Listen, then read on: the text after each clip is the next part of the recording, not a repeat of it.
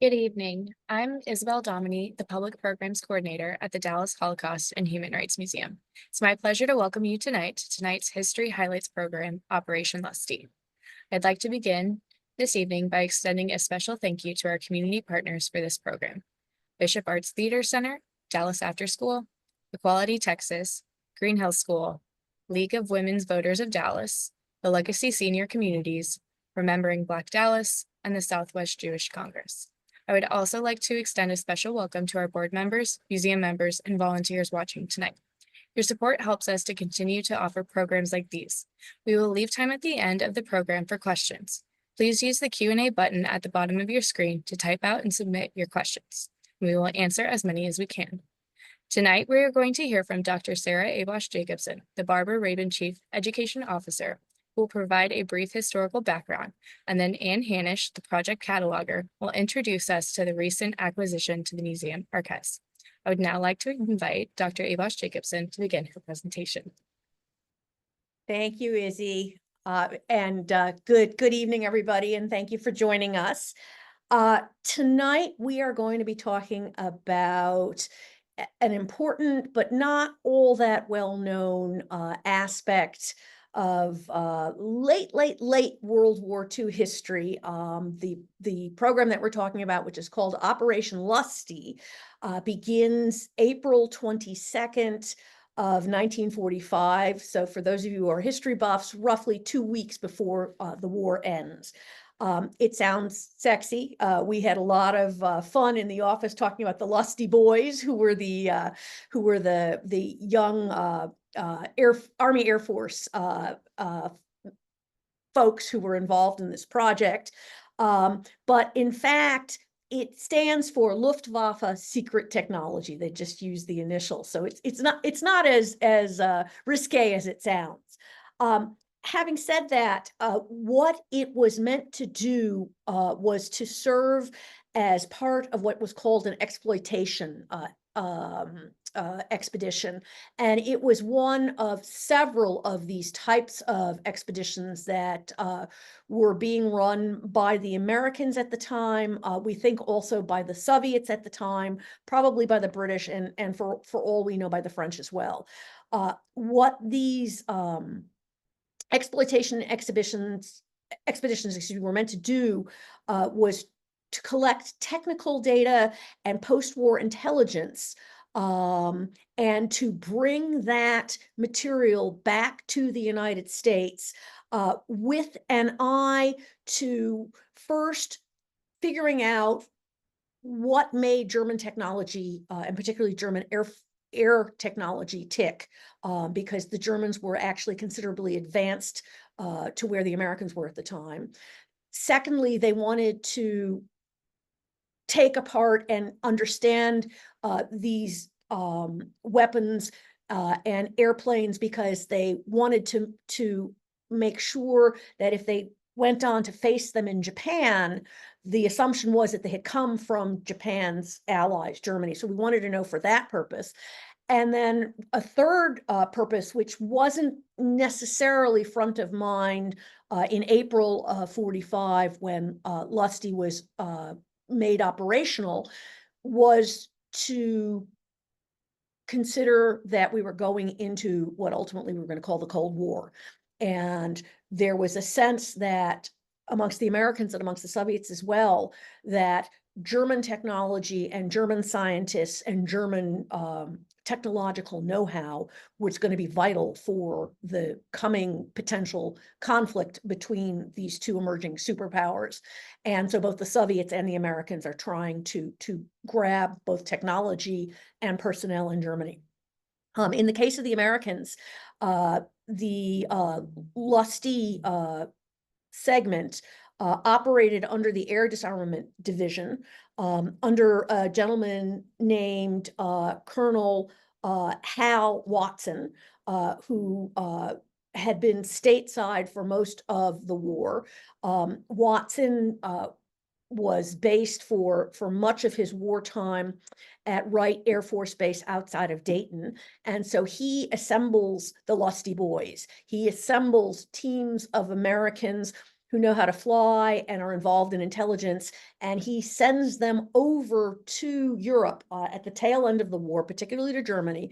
And what Colonel Watson, later General Watson, is hoping that they will do is check things off of a blacklist that he has. And it's a list of things like radar technology, things like infrared technology, all kinds of planes, jets as well.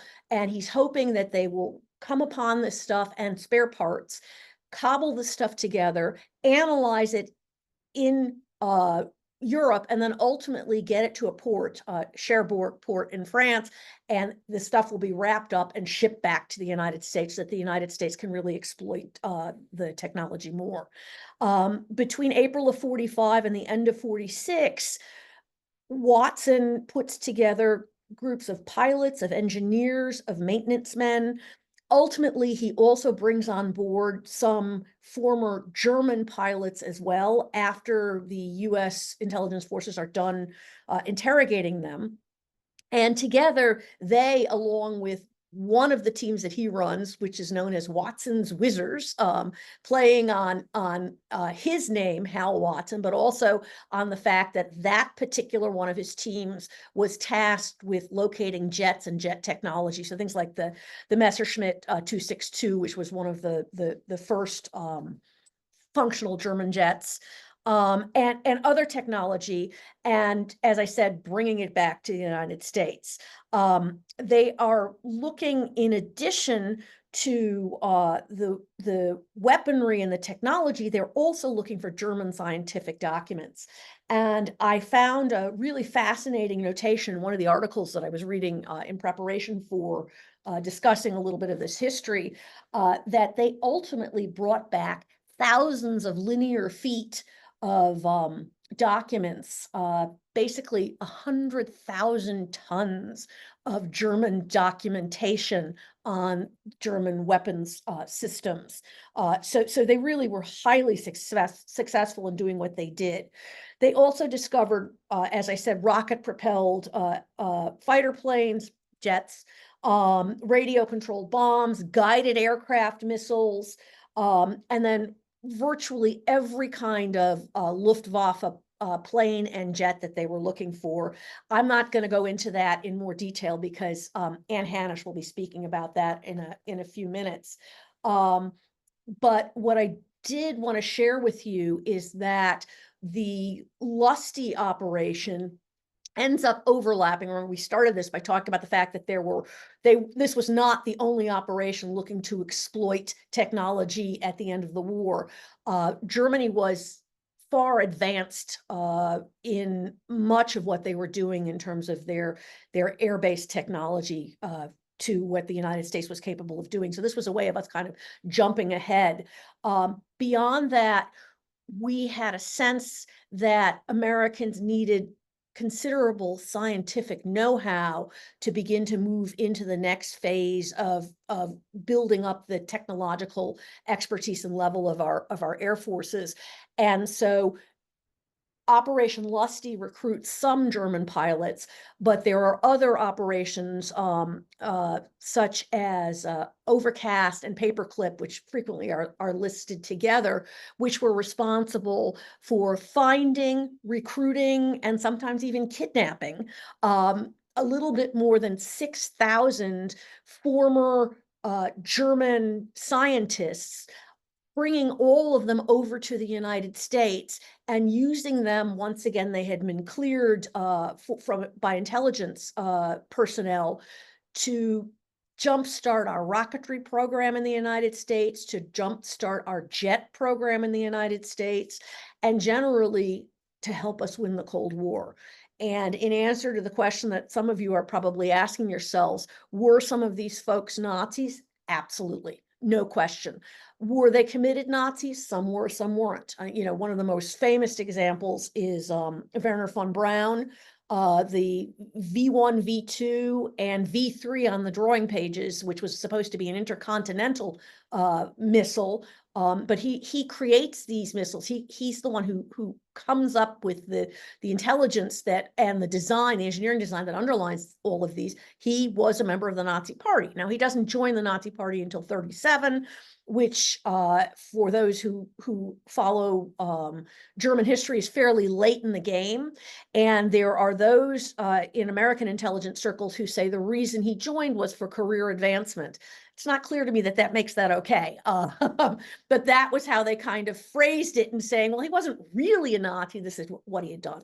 But Werner von Braun does go ahead to, in the United States, to spearhead our growth into space and into ballistic missiles.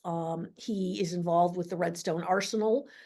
He is also involved with NASA very, very early on. So if the hope was to give us a jump start on the Soviets in the Cold War on the basis of bringing these folks to the United States, then certainly that was accomplished. There's a few other things that I wanted to share with you.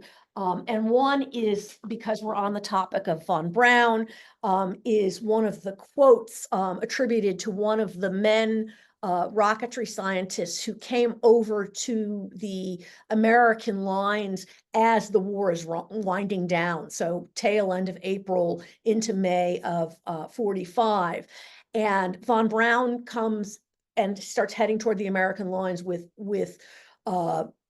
more than 1,000 other scientists who had been involved in the program. They make a decision, the rocketry program, they make a decision that they're going to surrender to the Americans.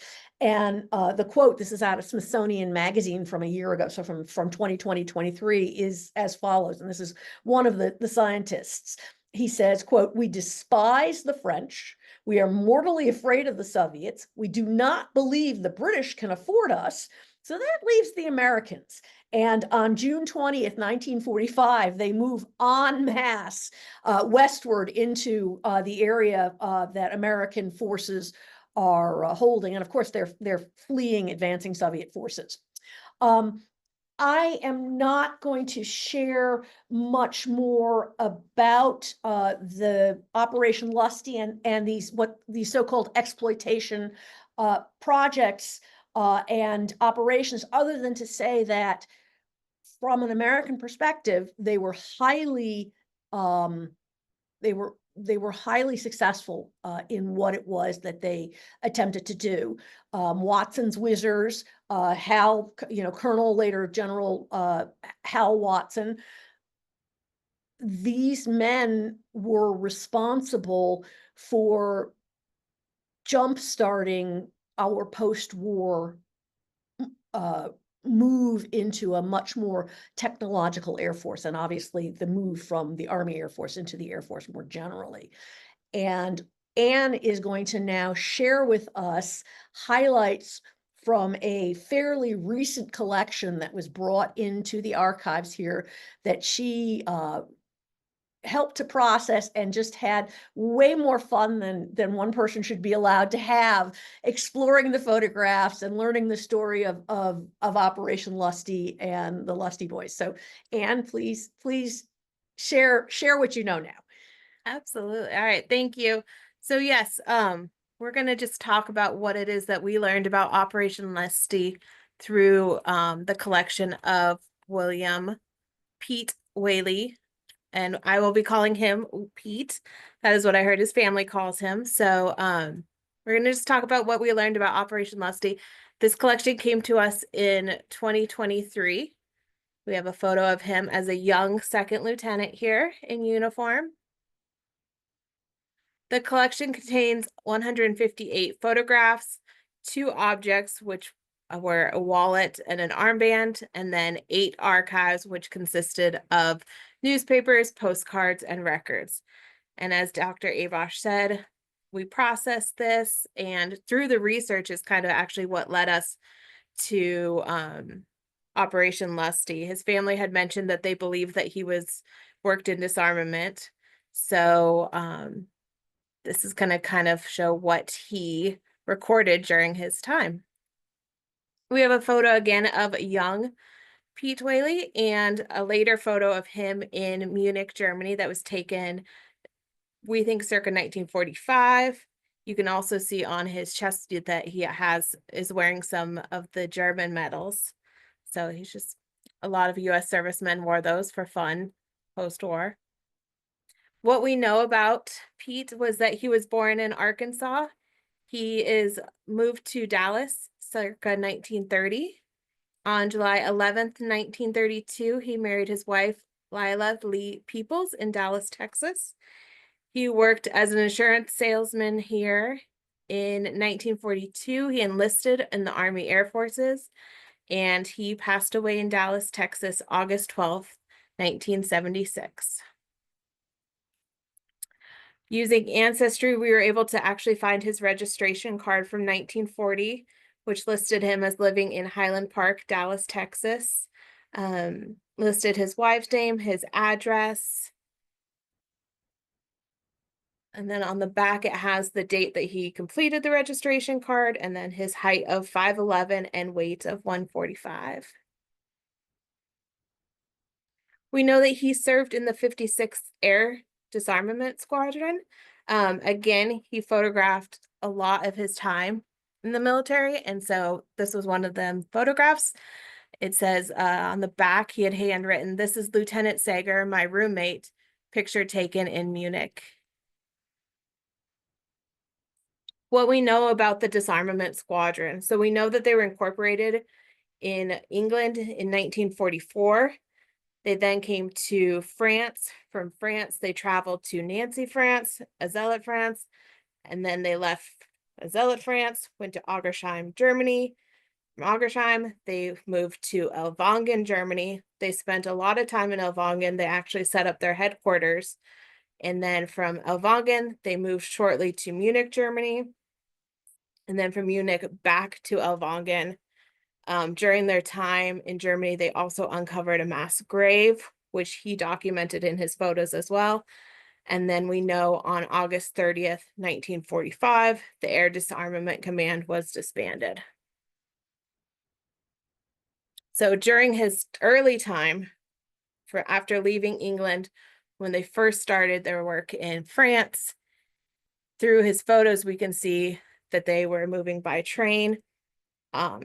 The collection contains several more photographs of them traveling, a lot of times just goofing off in the boxcars, goofing off, taking breaks on the trail line.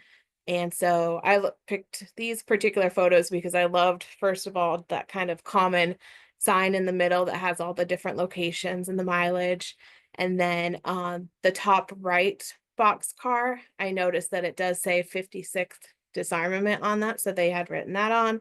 And then more group photos of them either in train stations or just traveling, as you can see on the rail lines. All right, we know after they moved through France, they ended up in Ellwangen for a while where they had their headquarters. His job, he worked in special operations. So he was responsible for staying in the office, and he would send the men out to capture the planes. Again, all of this is documented in photographs, which we will see. So during their time in Ellwangen, he sent postcards. This was one of the postcards from the collection of a panorama of Ellwangen, Germany, in 1945. One thing I loved about this collection is that he documented so many of the locations handwritten on the back, and then also through the participation of the family. They also followed up with me and sent me locations that they had verified or dates that they had verified. So I'm very appreciative of that, and it really adds to the story. So on the back of this picture, he had handwritten, this is a picture of Ellwangen. The big building on the right on the hill is the castle. The one on the left with the two towers is a Catholic church. Again, another photo that he took of the exterior of Ellwangen Palace in Ellwangen, Germany, 1935. So this is the photo he took, and that is what the palace currently looks like. So not much, just a little foliage difference. Another one of his photos of the inside of the courtyard of the castle. And this is what it looked like then. and currently. Another view, one of the view of part of the castle. And again, this was their headquarters. All right, this is the photo of the lounge inside the headquarters. This was Mr. Pete at his desk. At this time, you can see he is now a captain. And this was documented in the 56th Disarmament Squadron. It was showing that not only was this their headquarters, but it talked more in that book about kind of what the mission was and what he would do from the day to day and who he would send out. Here they are in August of 45. And there's a map of Germany behind them. Again, just more photos that he took documenting their day-to-day life in the office. And then we'll get to the photos that he documented of the planes that they captured. So again, his job was to take the photos of the planes that they captured and then document it. And so this first one that we see is the Messerschmitt 210 or the ME 210. It was a German heavy fighter and ground attack aircraft. It was in production only for a short time because of its poor wing and fuselage design. Another captured aircraft. This one's my favorite photo because it does show also his 9th patch on his left arm. So this was the Messerschmitt 109, or as the Allies called it, just the ME 109. He had also handwritten on the back ME 109. It was a very popular German fighter aircraft. It was referred to the ME 109 as by the Allied forces. It was the most produced fighter aircraft in history. And some production of this aircraft actually took place via slave labor in concentration camps. Next up, he photographed the FW-190. It is a very popular German single-seat, single-engine fighter aircraft. It had greater firepower than the Bf-109 and better maneuverability at lower altitudes. This was a photo he took of the Dornier 335. This was a German heavy fighter aircraft built by Dornier. Its delays in engine deliveries meant that only a handful were delivered before the war ended. Only about 2 of these planes were known to survive after the war. This was one that was captured by Allied forces on April 22nd, 1945. It was one of the 2 to be shipped to the US, along with other German aircraft, to be used for testing and evaluation under the Army Air Force program Operation LUSTY. So the 2 that came to the US, one went to the Army Air Force and was tested in 46 at Freeman Field in Indiana. And we believe that is the plane that is shown here, and its fate is actually unknown. The second one went to the Navy for evaluation and was sent to the air station, the Naval Air Station in Maryland. And it was later donated to Smithsonian's National Air and Space Museum in 1961. And when it was restored for the museum in 1974, it was actually sent back to Germany to be restored by Dornier employees, several of those who had actually worked on the first iteration of it. So it is now the only existing one and on exhibit at the Smithsonian Air and Space Museum. Next up, he photographed the FA-223 Drache, which means dragon in Germany. I apologize for my German. This was a German helicopter, and it was the first helicopter to attain production status. However, production was halted due to Allied bombing of the factory, so only 20 of the aircraft were actually completed. As I mentioned before, they also documented that in 1945, they uncovered mass graves in Germany. So again, from his collection, here are a few of the photos.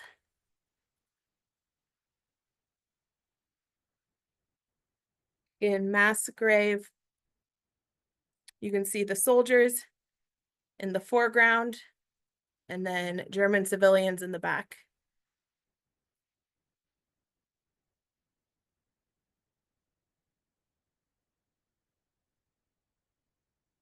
We know that they moved from Ellwangen, Germany to Munich during their time in 1945. He documented that with more photos. This one was Captain Whaley and Lieutenant Sager in Munich, Germany, Munich in 1945.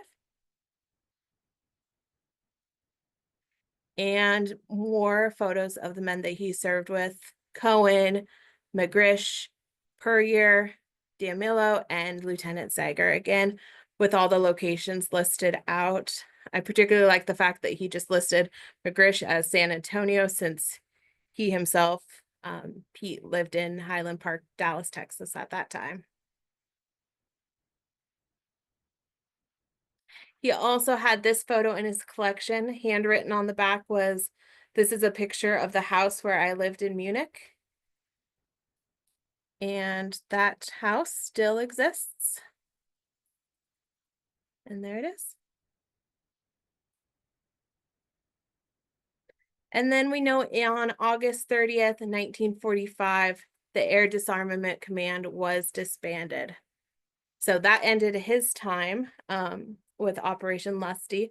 However, in his collection, he also had several photographs from the filming of Wings Up, which was an Army Air Force propaganda video that was filmed in 1943 in Miami Beach, and it advertised the candidate school. So I was actually able to find this video online, and I just want to show you the beginning. It was narrated by young Clark Gable. Let's see if we can.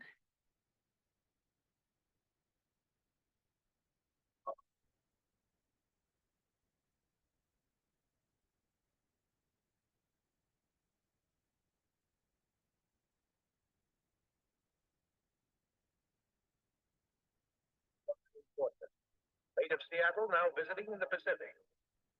Pretty, isn't it? It's been flying for 3,000 miles. Unfortunately, it's lost. It's this man's fault. His nerve is gone. Everything he's been taught has left him.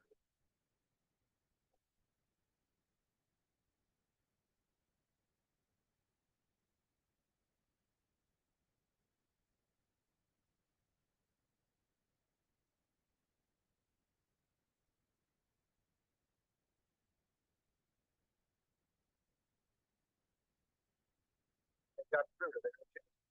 Had to find out the best way to decide. And now they're lost on the way back. 1 weak link will snap the strongest chain.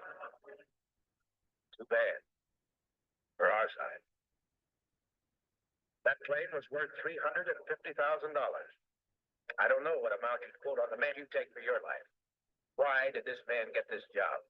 Isn't there an X-ray machine that can look into a man and say, he'll do? Yes, there is such an X-ray machine, and it looks into men's minds and hearts and souls and finds them either adequate or wanting. It's called the Officers Candidate School of the Army Air Force, and it's situated at Miami Beach, Florida. Sustinio Alas stands for I sustain the wing. These men and their minds and their discipline lies the hope that we will always keep them flying. How does the school test these men? How does it expose those that must not lead and teach those that can to lead? Where and how do we get those men? That's important enough to know. Here are 1,000 average enlisted men.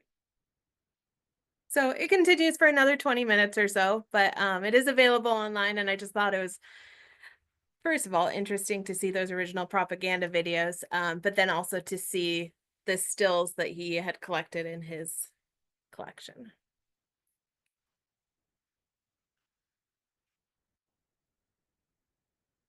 And that concludes the presentation. I just really want to say thank you to the family of Pete Whaley, especially his daughter, Carrie Jane, who I know from our donor meeting was the person who collected these photos of her father. So without her, this would not have been possible.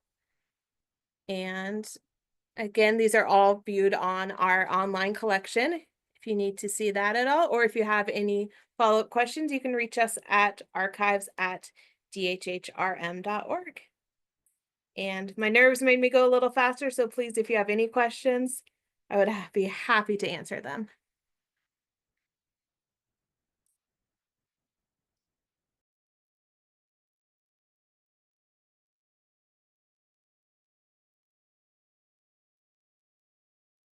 And you and I were both exploring different articles and books about the exploitation expeditions, and also about Operation Lusty. And it was very interesting. I was looking at some of the statements that were made by some of the figures that were involved in tracking down this technology. I mean, basically hunting technology and bringing it back to the US. And there was a quote from one of Watson's wizards that they were bringing back these jets because somebody was thinking that we were going to break the sound barrier at some point, but we all knew that this was never going to happen. So it's very, very interesting how your perceptions of these things change as you go through time. We have a couple of questions here. The question from Teresa Carter, and I think this is for you, Anne, is do these people, meaning people who have collections and materials, do they reach out to the museum with these collections, or does the museum search for people? No, that's actually a great question. So the majority of the collections that I have seen come from people who call us and want to preserve their family memory in some way. And so they call us and ask us for reference. And then if they match our mission, we always like to bring them in for a donor meeting, hear their story, and then bring our collection in with them through our director of library and archives. So to answer the question, it's mainly people calling us, and we love to hear their story because it can often create programs like this, or it can also just solve missing pieces to other collections that we have. There are a few more questions, Anne. Question one, this is from Evan Farrier. He would like to know, what do we know about the mass grave, or do we know anything about it? So we don't know very much. So it's documented in his family sent us the book on the 56th, and it's documented in there that they discovered the mass grave. But in terms of what it's connected to or any kind of details, it just seemed like, from what I could find, it was a reburial of the mass grave. So the servicemen came in and gave them kind of a proper burial. Well, and by servicemen, the servicemen Well, ordered the burial, but yeah. because you pointed it out, it's always very interesting when you see these burials or reburials of what are generally concentration camp or inmates from various Nazi German installations. There's frequently civilians who are brought in to do the actual physical digging of the graves and then lifting of the bodies. And that was a conscious American practice because they wanted Germans to no longer be able to deny that on some level they were connected to this and that they were on some level responsible for this. We have photos in the museum of civilians who are brought into Buchenwald, Ohrdruf, which is the first concentration camp that Americans liberate. And there's a row of civilians with American MPs facing them. And that's preparatory to having them walk by bodies that have been stacked and then help place those bodies in graves and cover them up. So this was very consciously done by Americans. There's a few additional questions. This one is a really good one, and I know you're going to have fun answering this. What happened to the aircraft after the completion of Operation Lusty? Great question. So it always comes down to storage, basically. So the planes that were not sent to Maryland, the ones that were sent to Freeman Field closed in 1946.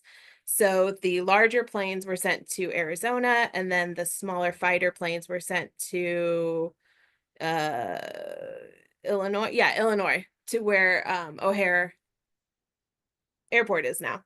So during the Korean War, they needed more space. So some of the planes were sent to, again, what became the National Air and Space Museum.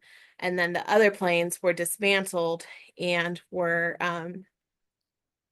basically, they lie where the runways for Chicago O'Hare Airport are now. So that's, yeah. So when you fly in Chicago, you're flying over the remains of what used to be the Operation Lusty planes. And originally, with Operation Lusty, the plan was to have at least one of every Luftwaffe plane. So, yeah, that's what happened to them. And can you talk a little bit, because this isn't the only collection that you've processed and explored the background of. Can you talk a little bit about what you do to research collections? Sure. So anytime a collection comes in, I always try to find what division they might have served with, or, well, actually, no, take that back. The first step is to meet with the family and gather what information I can get from the family, and what they'll share with us.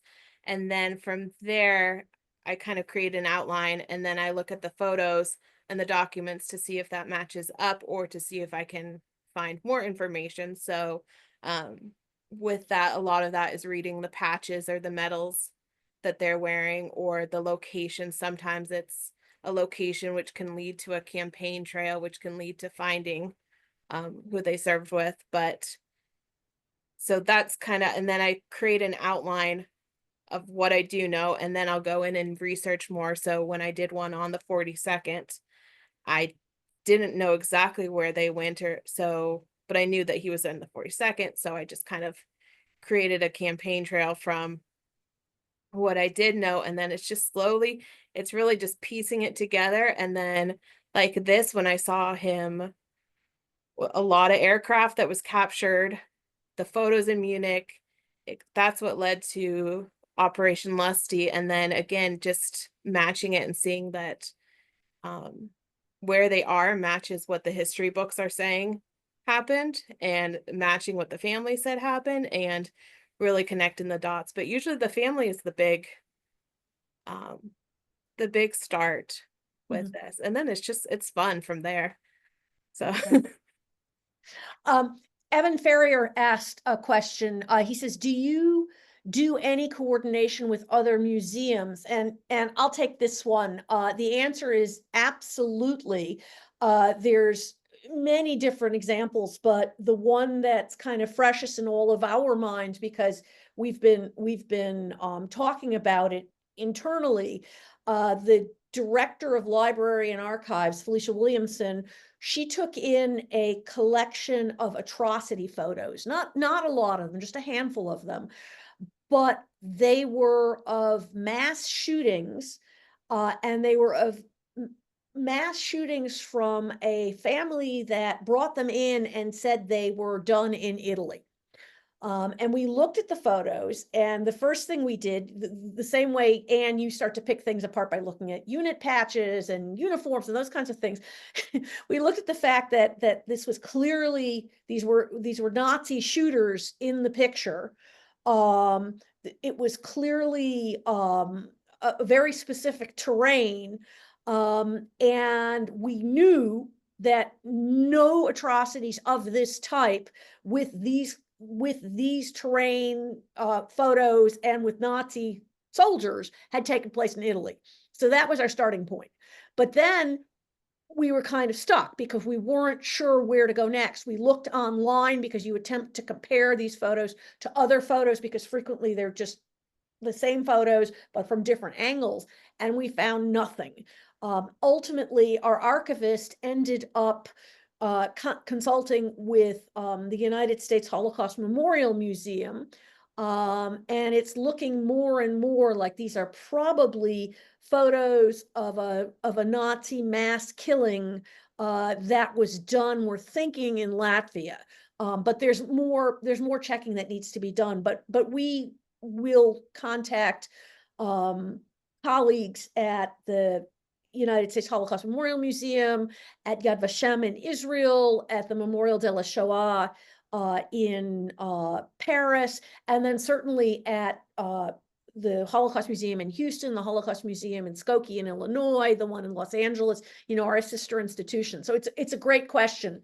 And we do that. We're kind of our own first line of defense. And then from there, we start to cast the net broader and broader. Okay.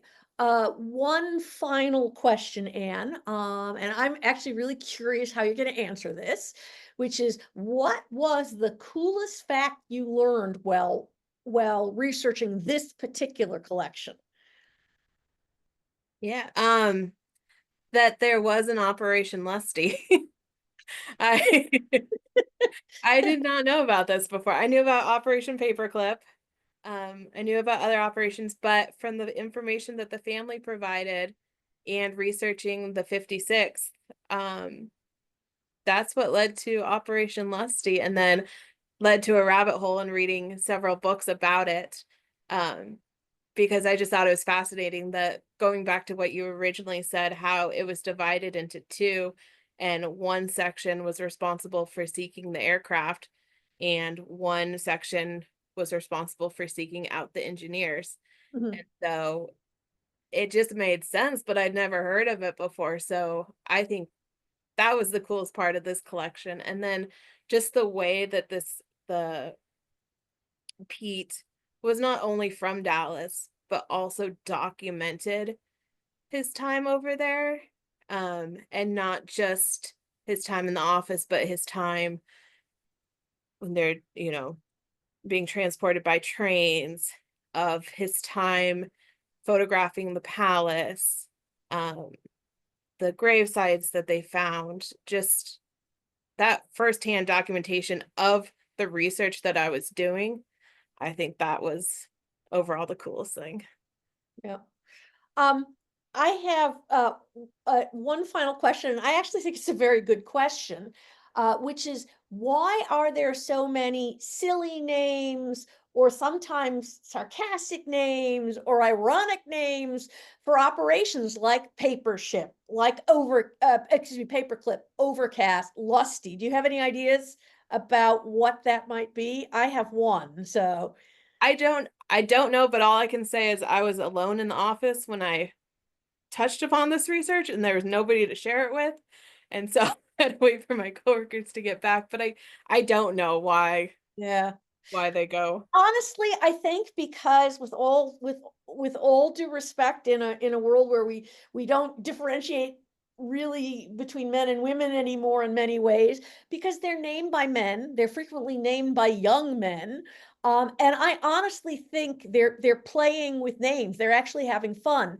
And in the case of talking about Lusty, one of the early people who was working on Operation Lusty was a scientist, a research scientist from Cal Polytech, who was recruited by Colonel Watson, and talked about, once they came up with the name, talked about the fact that he was amused because he was a bachelor young male scientist, and he was sent along with many of Watson's other folks, but he wasn't looking for aircraft.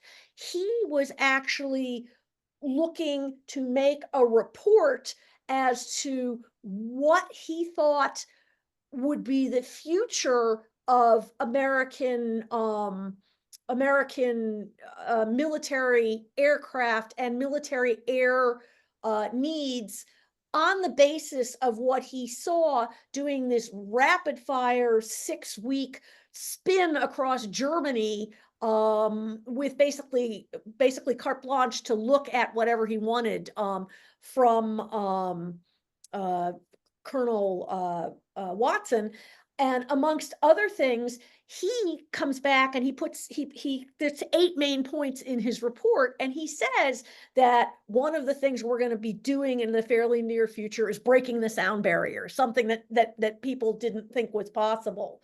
He said we were going to be using small amounts of explosive material, but that they were going to be creating destruction over areas that were miles wide. This should be sounding familiar because it should be sounding like what we know we ended up doing.